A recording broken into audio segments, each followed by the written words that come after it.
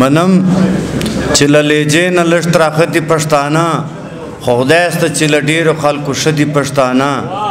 چې ځان دپاره کړی سي او پښتو دپاره نه کړي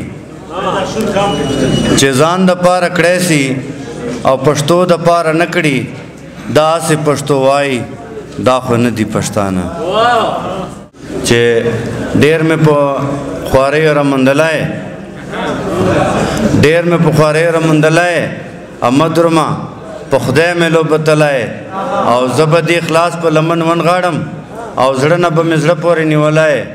ایو ورته جانانه که تر ما رالی بیا کله ماتلې ته به ښاغلی مننه یو څو شعرونه نور دي چې جانانو ده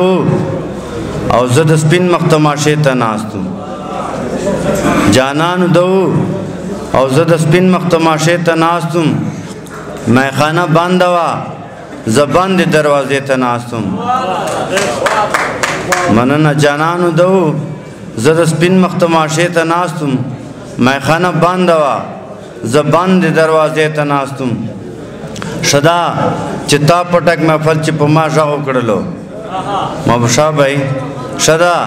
چې تا پټک محفل چې په ما غږ وکړلو جانانه ما دغه امید و دې کیسې ته ناست وم او د ماشومتوب ښه ازادي وه چپې غور به نه و د ماشومتوب ښه ازادي وه چپې غور به نه و دا به په لاره تېرېدله او زه به دې ته ناست وم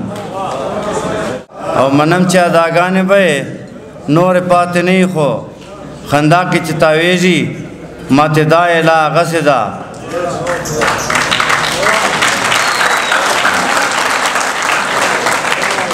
هر څوکه جانان لوی سو زلمیتوب ته رسېدلی دی خو خوی د ماشومانو کړي خطا یې لا هغسې ده او ربار کارچو وکړې د جانان د لورې شې کیسې خو زړه شکمن یېرېږي درځېدا یې لا هغسې ده او اغیار یې ړنګولو ته ښه ډېر چلونه کړي دي